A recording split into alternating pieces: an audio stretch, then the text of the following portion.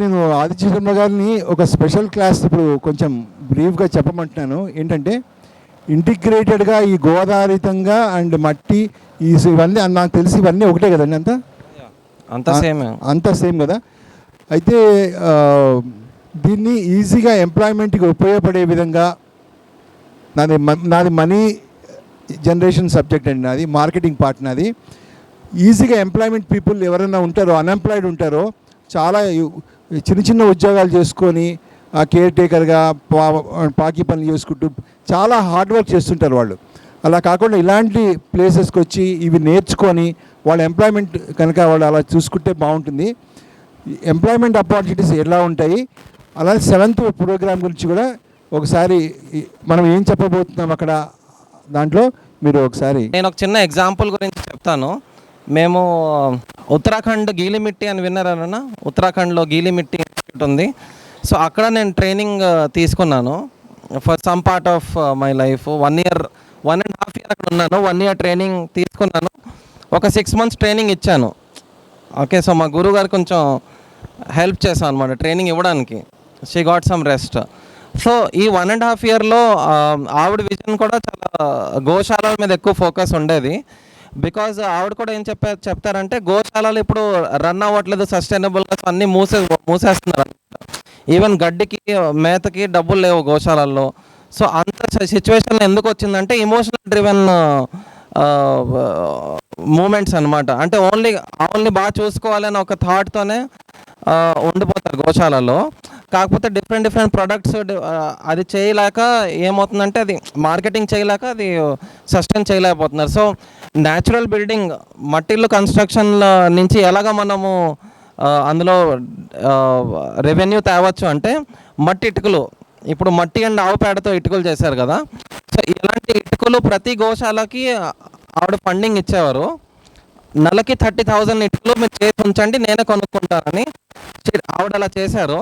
ఆవిడ చేసి ఒక 10 గోశాలస్కి టైఅప్ చేసుకొని వాళ్ళ నెలకి 30,000 20,000 ప్రొడక్షన్ చేసేవారు. అడ్వాన్స్ ఈవిడ ఇచ్చేవారు. ఈవిడ ఆ గోశాల నుంచి ఇటుకలు కొనుక్కున్నారు అనమాట. షీఈ్ ఎ బిల్డర్ కదా. ఏ ప్రాజెక్ట్స్ చేసినా ఆ గోశాలలు రన్ అయ్యేవి ఈ ప్రాజెక్ట్స్ వల్ల. ఓకే, సో అలాగే మనం కూడా మట్టిల్లు కడితే దగ్గరున్న గోశాలకు వెళ్ళి అక్కడ వాళ్ళకి రెసిపీ చెప్పి వాళ్ళకి చిన్న ట్రైనింగ్ ఇచ్చి, మీకు 1 day పడుతుంది. ఇప్పుడు ఈయన 1 hourలో చెప్పారా, అంతేనా? మీరు వన్ డే పడుతుంది మీకు ఒక ఇటుక ఎలా తయారు చేయాలో చెప్పడానికి.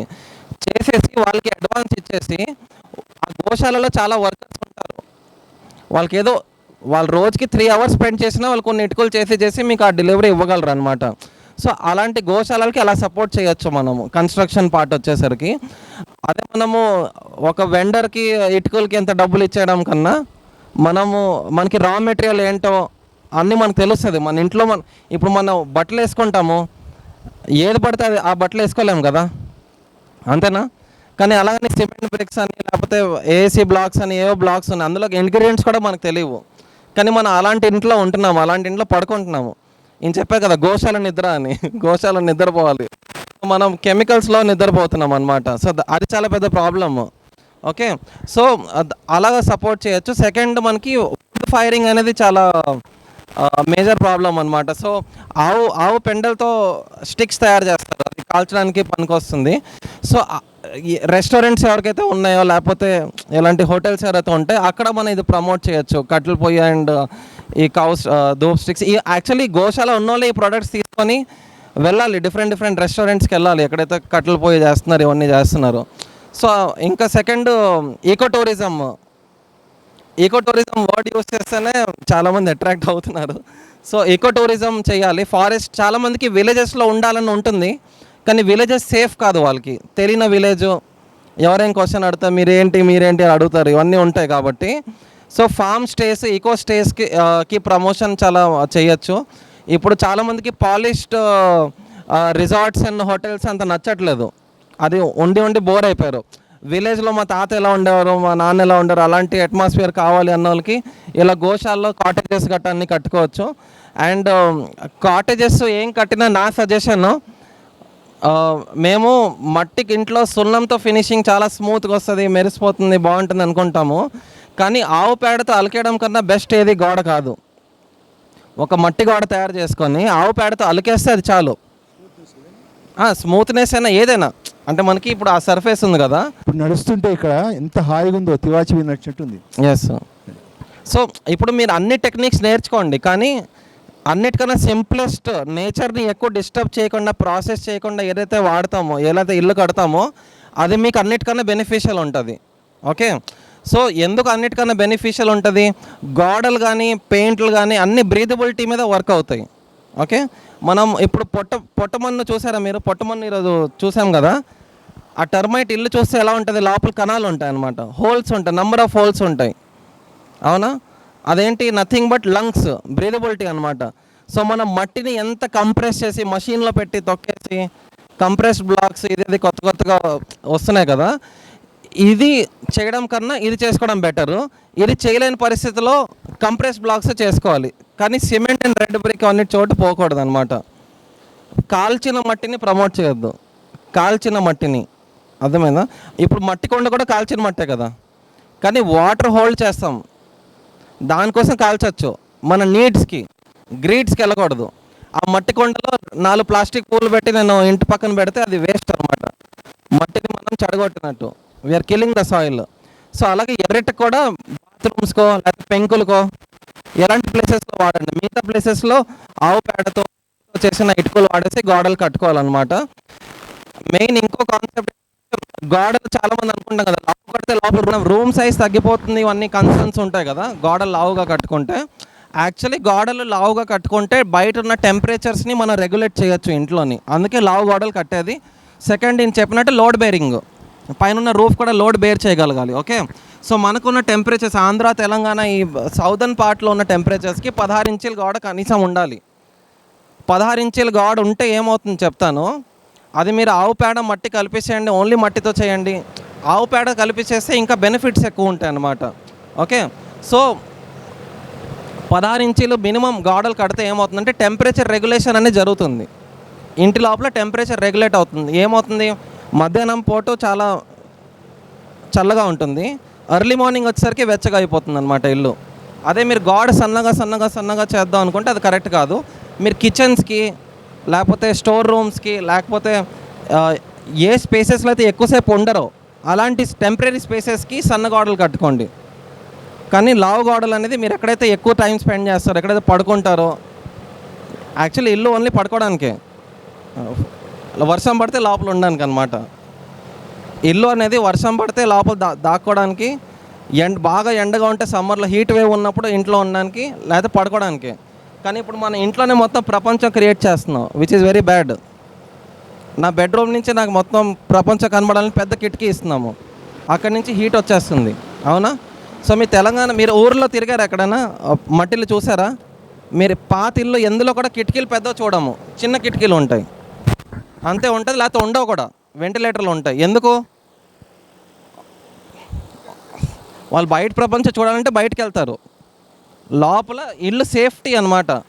It is for safety. అవునా? సో మనకి షెల్టర్ అనేది ఏంటి కాన్సెప్ట్? సేఫ్గా ఉండడాన్ని షెల్టర్ అంటారు. సో మీరు చాలా ఇళ్ళు చూస్తారు కదా, చిన్న డోర్లు ఉంటాయి, బాగా ఎంత డోర్లు ఉంటాయి. కొన్ని ట్రైబల్స్ కానీ ఫారెస్ట్ ఏరియాలు కానీ విలేజెస్ చూస్తే చిన్న డోర్లు ఎందుకు ఉంటాయి? అడవి జంతువులు లోపలికి వచ్చేయకూడదని. అవునా? ఇప్పుడు మనం 8 ఫీట్ల డోర్ 10 ఫీట్ల డోర్ పెడతాం, ఏనుగు కూడా వెళ్ళిపోద్ది లోపలికి ఇంట్లోకి. ఓకే, సో అందుకే ఇల్లు అలా డిజైన్ చేసుకోవాలి, మినిమల్గా చేసుకోవాలి. ఓకే, మనకి పెద్ద రెప్యుటేషన్ లేదు, మన పెద్ద కింగ్స్ కాదు, వేరే రీజన్ నుంచి వచ్చి మన కింగ్డమ్ని చూస్తారన్నట్టు కాదు. మనకి ఎంత కావాలో అంత కట్టుకుంటే సస్టైనబుల్గా, అది సస్టైనబిలిటీ.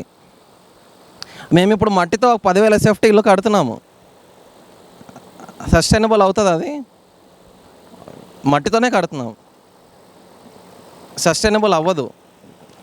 సస్టైనబిలిటీ అంటే న్యాచురల్ మెటీరియల్స్ యూజ్ చేయడము, ఎంత కావాలో అంతే కట్టుకోవడము. ఇప్పుడు మీకు ఆవులకి, మీకు ఎన్ని ఆవులకి ఎంత కావాలో అంతే కడతాం కదా. 50 ఆవులు ఉంచుకొని 100 ఆవులు కట్టాము కదా. సో మన ఇల్లులు కాదు చేస్తున్నాము, ఇద్దరే ఉంటూ 4, 6, 10 మంది ఉన్నట్టు స్పేస్ కడుతున్నాము. సో న్యాచురల్ బిల్డింగ్లో దిగే ముందు ఆ కాన్సెప్ట్ చాలా ఇంపార్టెంట్. ఇంకా గోశాల గురించి ఆల్మోస్ట్ అన్నీ చెప్పేశారు ఆయన. సో నేను ఇంకా రెవెన్యూ జనరేషన్ ఓన్లీ కన్స్ట్రక్షన్ దాంట్లో చెప్పాను. కౌడంగ్ పెయింట్స్ అని మీరు చాలామంది విన్నారా? చాలా ఫేమస్ అవుతుంది కౌడంగ్ పెయింట్స్. గుజరాత్ రాజస్థాన్ని తెప్పించుకుంటున్నాం ఇప్పుడు ఇక్కడ, అవునా? అవి ఏం చేయకూడదు. ఇప్పుడు ఆయన రెసిపీస్ చెప్పారు, అది మనమే తయారు చేసుకొని ఏదైనా చేసుకోవాలి. ప్రొడక్ట్స్ అనేది కొనకూడదు, అది సస్టైనబిలిటీ అనమాట. ఓకే, సో మనమే ఒక ఇప్పుడు ఇంట్లో సాంబార్ చేసుకుంటే చాలా తక్కువలో కాస్ట్లో అయిపోద్ది కదా. హోటల్ నుంచి తెచ్చుకుంటే వాళ్ళు ఏం కలుపుతున్నారో తెలియదు, కాస్ట్ కూడా ఎక్కువ అవుతుంది. కన్స్ట్రక్షన్ కూడా ఎప్పుడైతే మీరు ఇంట్లో చేయడం మొదలెడతారో, కిచెన్లో ఉన్న మెటీరియల్స్, ఇప్పుడు ఇక్కడ ఉన్న మెటీరియల్స్ అన్నీ కిచెన్వే నాకు తెలిసి, అన్ని కిచెన్లో ఉన్న మెటీరియల్సే, అవునా? సో ఎప్పుడైతే అది జరుగుతుందో అప్పుడు రియల్ కన్స్ట్రక్షన్ అనేది బయటకు వస్తుంది అనమాట. ఎక్స్పీరియన్స్ ద కన్స్ట్రక్షన్ అంటారు కదా, కన్స్ట్రక్షన్ని మనం ఎక్స్పీరియన్స్ చేయాలి, తలపోట్లా చూడకూడదు. ఇప్పుడున్న కన్స్ట్రక్షన్ తలపోటు అయిపోయింది అనమాట.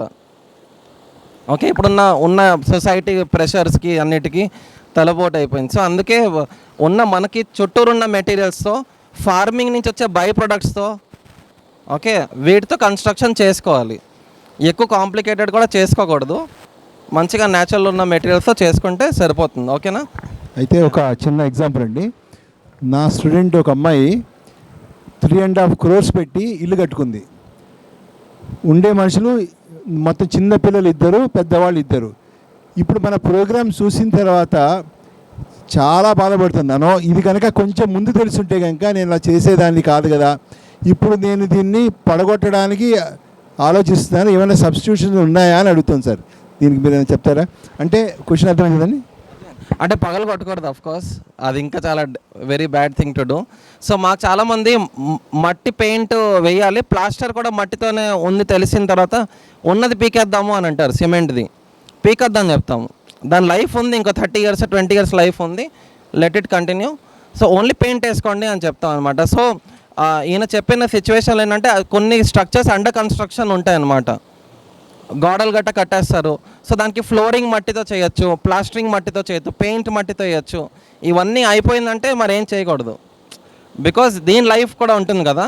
సో రెట్రో ఫిట్టింగ్ అంటాం అనమాట, అంటే సిమెంట్ ఇల్లుకి మట్టిల కాంబినేషన్, సిటీస్లో కాంబినేషన్ లాగా. అంటే ఓన్లీ గోడలు నార్మల్గా కట్టేసి దీని మీద ప్లాస్టరింగ్ పెయింట్ వరకు మట్టిది వేసుకుందాము.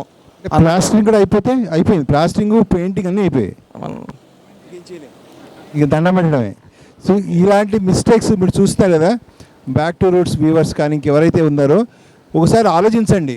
ఫస్ట్ ఇన్ఫర్మేషన్ తీసుకోండి, జ్ఞానాన్ని తీసుకోండి. మనకి హెల్త్ని, లైఫ్ని ఇచ్చేటువంటి ఇల్లుని కట్టుకోవడానికి ప్రయత్నం చేద్దాం. అయితే మీ ఇద్దరికి నా ఒక ప్రశ్న అండి. గోశాల ఈజీగా నాకు రన్ అవ్వడానికి ఇక్కడ 150 ఆవులు ఉన్నాయి, 25 మెంబర్స్ టీం ఉన్నారు. అయితే మేము ఈజీగా ఇంకా రన్ చేసుకోవడానికి ఇదొక సబ్జెక్ట్గా తీసుకున్నాం.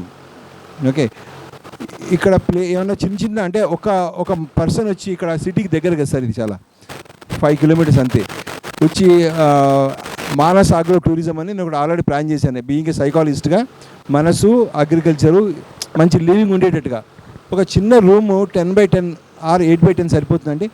కట్టాలంటే మినిమం ఎంత అవుతుంది? ఎందుకంటే ప్రొడక్షన్ ఆల్రెడీ ఉంది, బయట నుంచి వచ్చి ఏం చేయరు. గోశాల ప్రిమిసెస్ క్యాంపస్లోనే ఆ కన్స్ట్రక్షన్ ఉంటుంది.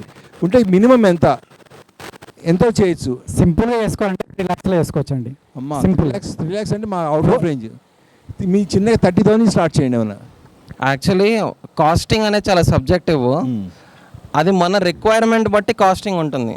మొన్న మేము కొంతమంది వచ్చారు కదా ఆ వర్క్షాప్కి, కేశంపేటలో వర్క్షాప్ చేసాము 5 daysలో. చిన్న సీడ్ బ్యాంక్ తయారు చేసాము, 2 అడుగులు గోడ కట్టాము, పైన థ్యాచ్ రూఫింగ్ది స్టార్ట్ చేసాం బ్యాంబూతో. అది కాస్టింగ్ మీరు చెప్పగలరా ఎంత కాస్టింగ్ అయి ఉండొచ్చు? 5 to 10,000 అయింది మెటీరియల్స్కి. ఓకే, లేబర్ మేమే లేబర్. ఓకే, అక్కడ నేను పెద్ద మేస్త్రి, ఇంకా మనందరూ చిన్న మేస్త్రీలు కూడా ఉన్నారు, వర్కర్స్లో అందరూ చేసాము. అది 2 అడుగులు గోడ. ఓకే, సో 5 daysలో అంత చేసాము. సో మెయిన్గా కాస్టింగ్ ఎక్కడ అవుతుందంటే లేబర్ కాస్ట్ అవుతుంది, మెటీరియల్ కాస్ట్ ఏముండదు. ఇప్పుడు మెటీరియల్ కాస్ట్ ఎందుకు ఏముండదు? మీరంతా లోకల్ మెటీరియల్స్, కిచెన్లో ఉన్న మెటీరియల్స్ చేయడం వల్ల మెటీరియల్ కాస్ట్ పెద్దగా ఉండదు, లేబర్ కాస్ట్, మేసన్ కాస్ట్ ఉంటుంది. సో ఒకవేళ మీరు కొన్ని వాలంటీర్స్ పిలిపించుకొని మీరు ఎలాంటి ఒక స్ట్రక్చర్ కట్టుకుంటే చాలా సస్టైనబుల్ కాస్ట్లో మీకు అవుతుంది. అప్పుడు మీకు కాస్టింగ్ అర్థమవుతుంది, ఈ సైట్కి ఎంత కాస్ట్ అవుతుంది. ఓకే, సో మట్టిలో ఎప్పుడైతే మనం వేరే వాళ్ళతో కట్టించుకుందాం ట్రై చేస్తామో కాస్ట్ ఎక్కువ అవుతుంది. అంటే ఇక్కడ నా క్వశ్చన్ ఏంటంటే, అసలు మట్టిలో అంతా ఇప్పుడు ఎదురుగా చూస్తారు కదా ఆ స్టాల్గా, ఇప్పుడు ఉండడానికే కదండి, జస్ట్ వాళ్ళు ఒక 2 days 3 days ఉండడానికి అంతే కదా. అలాంటి సింపుల్ స్ట్రక్చర్ ఇలా న్యాచురల్ మెథడ్లో మనం వెళ్ళి ఒక 30,000 ఫినిష్ చేయలేమా? మనకి ఎంత ఉంటుందండి?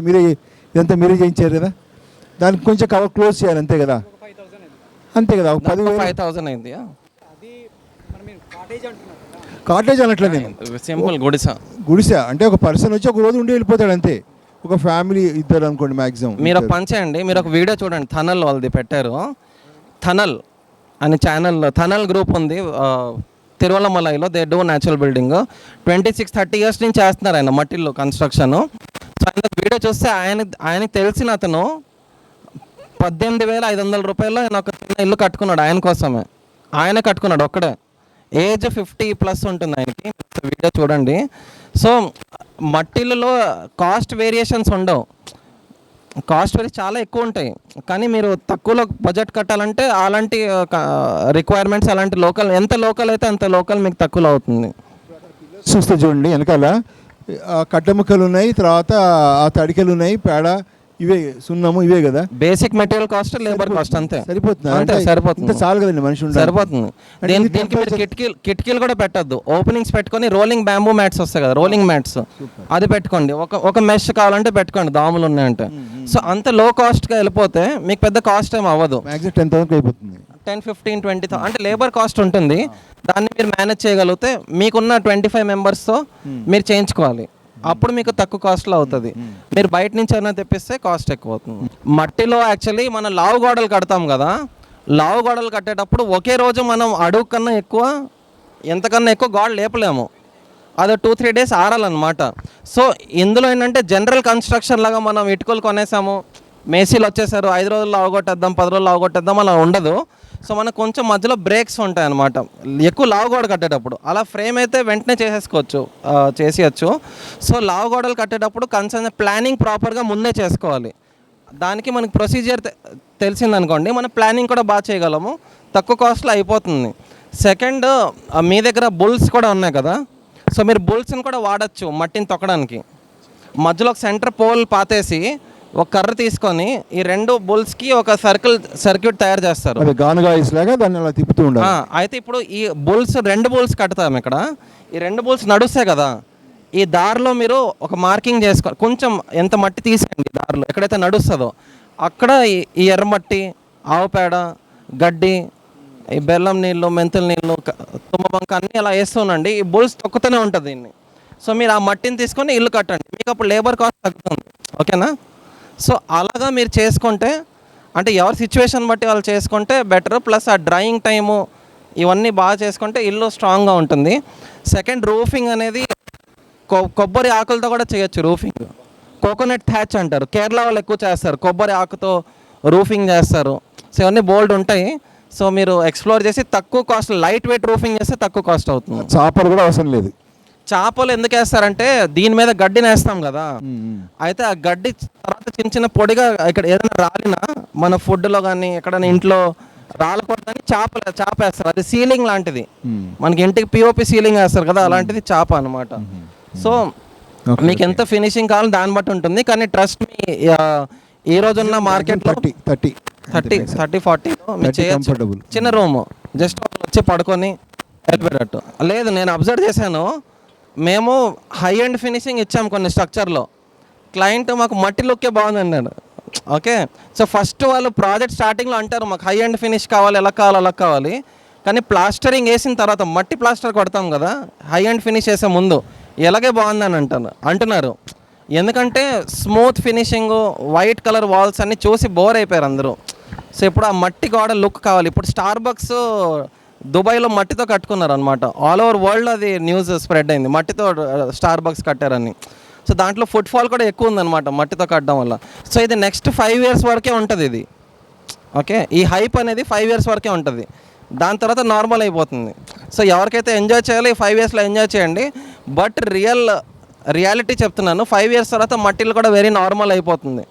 ఓకే, ఇప్పుడు ఆర్గానిక్ రైస్ ఉంది, లాస్ట్ 10-15 yearsలో చాలా హైప్ పెరిగింది, అవునా? ఇప్పుడు ఆ హైప్ మళ్ళీ నార్మలైజ్ అవుతుంది. ఎలాగైతే వైట్ రైస్, బాస్మతి రైస్, ఎంత పొడవు రైస్ ఫస్ట్ హైప్లో ఉండేది, ఇప్పుడు ఎవడు అడగట్లేదు అది, అవునా? సో అలాగే ఉంటుంది ఇవన్నీ కూడా. సో ఎక్కువ ఫోకస్ మీరు మిమ్మల్ని ఎలా బెనిఫిట్ చేసుకోవాలి అందులో ఫోకస్ పెట్టుకోండి.